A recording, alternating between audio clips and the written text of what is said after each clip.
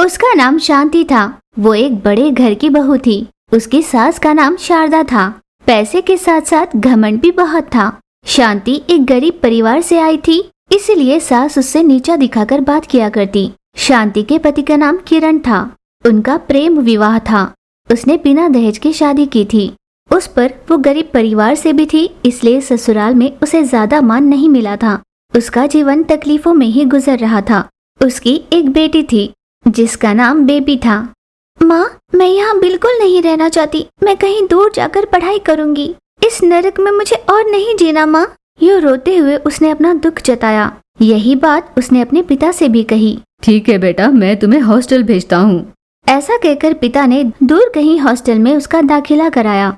बीती सारी बातों को उसने बुरा सपना मानकर भुला दिया और वहाँ पर मन लगाकर पढ़ाई करने लगी। दूसरी ओर शांति हर रोज की तरह घर का काम कर रही थी। अचानक वो बेहोश होकर गिर पड़ी। बेटा देख तो क्या हुआ, तेरी पत्नी को बेहोश पड़ी है।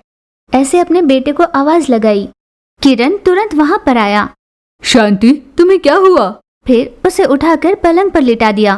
कुछ समय बाद वहाँ पर डॉक्टर आई। डॉक्टर ने उसकी जांच की। मुबारक हो, आपके घर में आपका वारिस आने वाला है। डॉक्टर से ये खबर सुनकर किरण बहुत खुश हुआ। डॉक्टर, इस खुशखबरी के लिए आपका बहुत धन्यवाद। यूं उसका आभार प्रकट करने लगा। कुछ दिन यूं ही बीते। पेट से रही शांति घर का काम किए जा रही थी। असल में डॉक्टर ने उसे कहा था कि उसका आराम करना बहुत जरूरी है। माँ, ये सब क्या है? डॉक्टर ने कहा है ना शांति को आराम करने, फिर भी तुम उससे काम करा रही हो। डॉक्टर लोगों का और काम भी क्या है, यही तो कहेंगे। जिसका काम वो करो, इसमें कोई गलती नहीं है। वैसे भी क्या मैंने जन्म नहीं दिए बच्चों को? हमने कोई काम नहीं किए, मुझे बता रहा है। माँ की बातों पर किरण को बहुत गुस्सा आया, पर वो माँ को उल्टा जवाब नहीं दे पाया और उदास होकर अपने पत्नी के पास आया। मुझे माफ कर दो शांति, माँ के हाथों में खिलौना बन चुका हूँ। यूं उदास होकर वो वहाँ से चला गया। शांति भी बहुत दुखी हुई थी। सास जानबूझकर उसे तकलीफ पहुँचाया करती थी। उससे घर के सारे काम करवाती थी। बेचारी शांता गर्भवती होने पर भी सारे काम कर लेती और चुपचाप सह लेती थी, पर मन ही मन कहती, हे भगवान, समझ में नहीं आता कि सासू माँ मेरे साथ ऐसा क्यों करती है। उन्हें मुझ पर थोड़ी सी भी दया नहीं आती। यूं वो बहुत दुखी हो रही थी। अरे ओ कामचोर, यहाँ खड़ी खड़ी क्या सोच रही है? बेशरम कहीं की। यूं उसे डांटने लगी। सासू माँ, थोड़ी देर बैठ जाती हूँ, मुझसे हो नहीं पा रहा। इतने काम मैं नहीं कर पा रही हूँ। थोड़ी दया कर दो, मुझे थोड़ा समय दे दो। शांति ने विनती की। मेरी समझ में नहीं आता कि मैंने तुझसे ऐसे भी क्या काम करवा लिए। क्या हमने बच्चे नहीं जने? क्या हम कभी पेट से नहीं हुए? काम करना सेहत के लिए अच्छा होता है, नुकसान नहीं देता ये, समझी? इस तरह चिढ़कर सास ने उससे कहा। दिन यूं ही बीत रहे थे। एक दिन किरण काला जादू करने वाली के पास गया। नमस्कार, मेरा नाम किरण है। मैं कृष्णापुर गांव से आया हूँ। मेरी पत्नी का नाम शांति है, वो पेट से है। इस तरह अपनी माँ और पत्नी के बारे में सारी बात उसे बता दी। उसकी सारी बात सुनने के बाद जादूगरनी ने कहा, सास बनते ही सारी औरतें बहू पर अधिकार जमाने लगती है और पता नहीं ऐसा वो क्यों करते हैं। तुम अपनी माँ को सबक सिखाना चाहते हो, इतना ही ना? ये लो, ये अंडा ले जाओ और इसे अपनी माँ को खिलाओ। उसके बाद जो होगा बड़ा मजेदार होगा। जाओ। किरण ने हामी भरी और वहाँ से घर चला गया। अपनी माँ के खाने में अंडा मिला कर दे दिया। माँ ने अंडा खा लिया। अगले सवेरे माँ का पेट फूल चुका था। वो दर्द में कराहती हुई बोली, ये क्या हुआ? अचानक पेट क्यों फूल गया? क्या हुआ है मुझे? बेटा किरण, यहाँ आना तो एक बार। बेटा किरण, एक बार आना यहाँ। यूं जोर जोर से वो आवाज लगाने लगी। क्या हुआ माँ, क्यों ऐसे चिल्ला रही हो? लगता है एकदम से गैस भर गया। मेरा पेट कैसे फूल गया है। जल्दी से डॉक्टर को बुलाना। किरण तुरंत डॉक्टर को बुलाने के लिए वहाँ से चला गया। इस उम्र में आप प्रेग्नेंट कैसे हो गई? मेरी समझ में कुछ नहीं आ रहा। और आपके पति भी नहीं है, ये सब कैसे हुआ? अरे ओ डॉक्टरनी, तुम्हारा दिमाग सरक गया है क्या? मेरा फैमिली प्लानिंग ऑपरेशन होके बहुत बरस हो गए। उस पर मेरा पति भी नहीं है। मैं भला पेट से क्यों होंगी? मैंने जो कहा वो सच है। आपके चिल्लाने से सच झूठ नहीं हो जाता। ऐसा कहकर डॉक्टर वहाँ से गुस्सा होकर चली गई। किरण मन ही मन सोचने लगा, तो लगता है ये जादूगरनी के दिए हुए अंडे की वजह से हुआ है। ऐसे वो सोच रहा था। बेटा तू क्यों चुप है, कुछ कहता नहीं? माँ तुम चिंता मत करो, मैं अभी जादूगरनी को यहाँ लाता हूँ।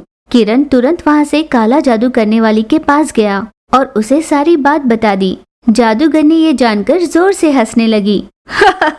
तुम्हारी माँ पेट से नहीं है, मेरे दिए हुए अंडे का कमाल है ये, ताकि उसे समझ में आए कि गर्भावस्था में कितनी तकलीफ होती है। मैं 2 दिन में तुम्हारे घर आऊंगी। ऐसा उसने कहा। फिर किरण वहाँ से निकलकर अपने घर चला आया। घर पर माँ अपने कोई काम नहीं कर पा रही थी। हे भगवान, ये कैसी मुसीबत है, ये सजा मुझे क्यों मिली? मेरी समझ में कुछ नहीं आ रहा। माँ जादूगरनी 2 दिन में यहाँ आ रही है, तुम थोड़ा धीरज रखो। कैसा धीरज और क्या रखूं? मेरा पल पल भारी हुए जा रहा है। इस तरह सास बहुत दुखी हो रही थी। उससे बोझ संभाला नहीं जा रहा था। बहू उसकी सेवाएं कर रही थी। इस तरह 2 दिन बीत गए।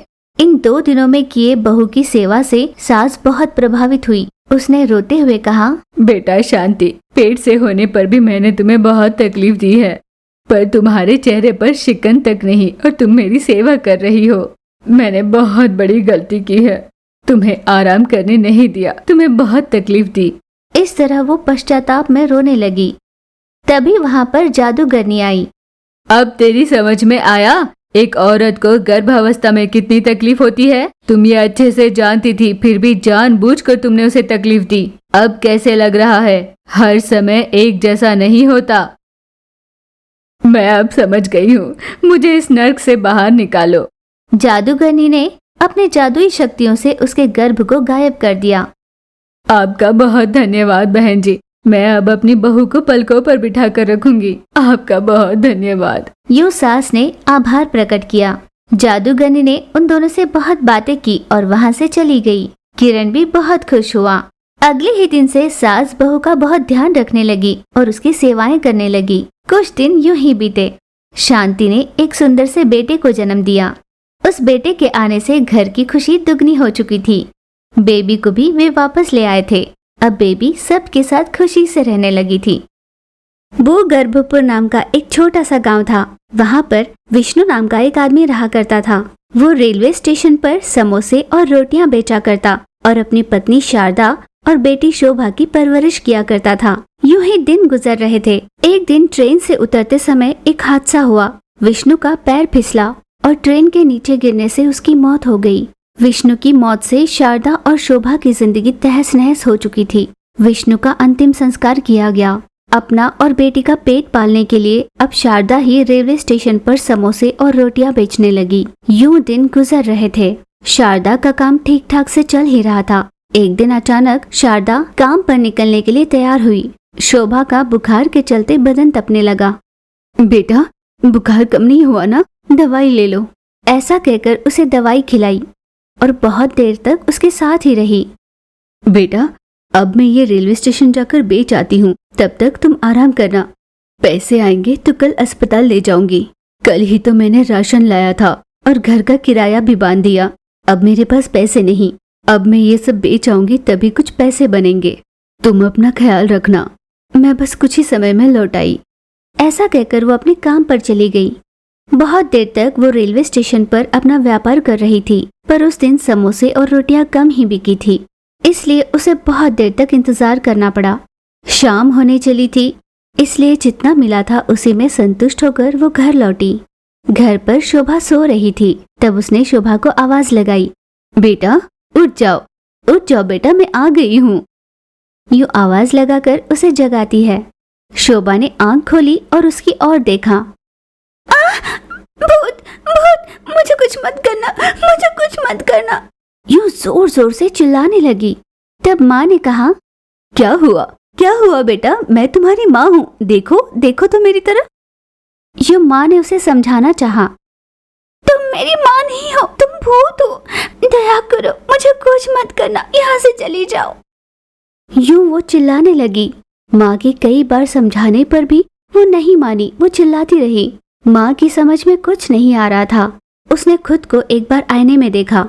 वो सच में एक चुड़ैल बन चुकी थी। आईने में विकराल चेहरा देखकर वो खुद से ही घबरा गई। ये क्या हुआ है मुझे? हे भगवान, ये क्या हो गया मुझे? मैं ऐसे क्यों हो गई? यूं रोते हुए वो बहुत दुखी हुई। उसने खुद को संभाला और वो सोचने लगी कि उसके साथ ऐसा क्या हुआ होगा। ये जानने के लिए वो दौड़कर रेलवे स्टेशन पहुंची। उसने पाया कि रेलवे स्टेशन पर उसका शव पड़ा हुआ था। इसका मतलब मैं मर चुकी हूँ। आखिर हुआ क्या था मेरे साथ? मैं तो अपने बेटी के बारे में सोच रही थी। क्या हुआ था मेरे साथ? उस बात को समझने के लिए वो कुछ घंटे पहले की बात याद करने लगी। मैंने सोचा था अगर पैसे बन जाएंगे तो मेरी बेटी को अस्पताल ले जाऊंगी, पर आज व्यापार हो ही नहीं रहा। ना जाने मेरी बेटी अकेली घर पर क्या कर रही होगी। इस तरह बेटी के बारे में सोचते हुए वो खो गई और उसे लगा जैसे ट्रेन रुक गई है और चलती ट्रेन से ही वो नीचे उतर गई, जिस वजह से उसकी मौत हो गई।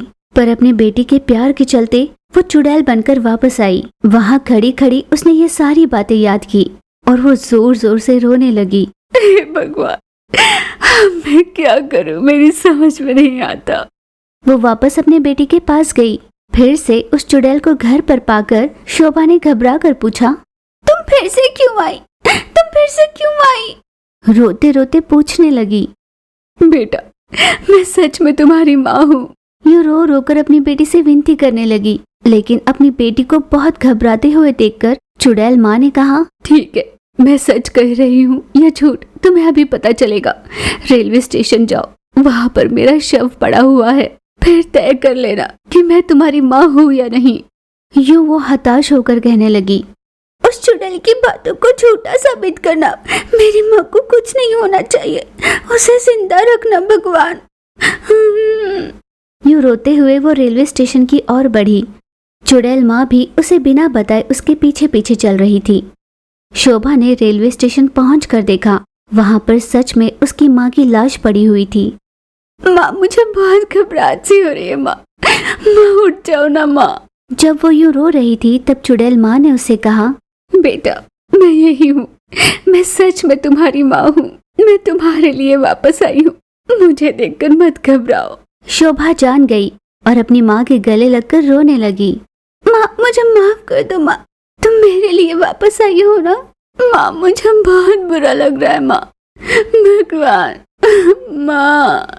दोनों एक दूसरे को पकड़कर रोने लगे। अब चुड़ैल माँ अपनी बेटी की देखभाल करते हुए वहीं रहने लगी। अपनी बेटी की परवरिश के लिए उसको फिर से व्यापार शुरू करना चाहिए, ऐसा उसने सोचा। अब इसी रूप के साथ कुछ न कुछ कर उसे व्यापार फिर से शुरू करना था। फिर वो अपनी बेटी को गोदी में उठाकर अपना चेहरा पल्लू से ढककर लोगों से अपना चेहरा छुपाकर कि किसी को ये न पता चले कि वो एक चुड़ैल है। गर्मा गर्म समोसे, गर्मा गर्म रोटियां, गर्मा गर्म समोसे लीजिए बहन जी। यूं पैसे कमाकर वो अपनी बेटी की जरूरतों को पूरा करने लगी। समझ में नहीं आता क्या करूं। अब तक तो जैसे तैसे मैंने अपना चेहरा छुपाकर काम कर लिया। किसी दिन अगर किसी को पता चला कि मैं एक चुड़ैल हूँ तो ना जाने क्या होगा। ये सोचकर वो घबराने लगी। यूं ही दिन बीत रहे थे। जैसे उसने सोचा था, एक दिन बहुत तेज हवा चली और उसका पल्लू सर से हट गया।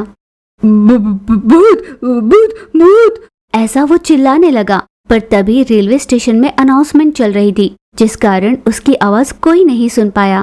पर चुड़ैल माँ जान चुकी थी। मुझ पर दया कीजिए और चिल्लाकर किसी को मत बताइए। मैं किसी को नुकसान पहुंचाने नहीं आई, मैं अपनी बेटी के लिए आई हूँ।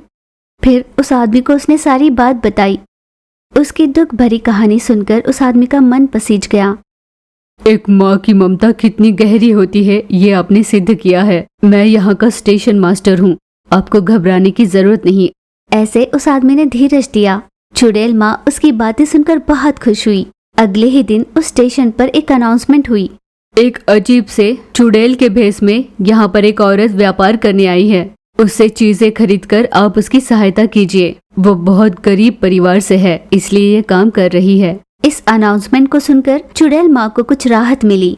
लोग यही समझने लगे कि वो असली में चुड़ैल नहीं बल्कि भेष डाला हुआ है, इसलिए उसी के पास चीजें खरीदने लगे। वो भी सभी से वैसे ही बर्ताव कर खुशी खुशी अपनी बेटी की परवरिश करने लगी।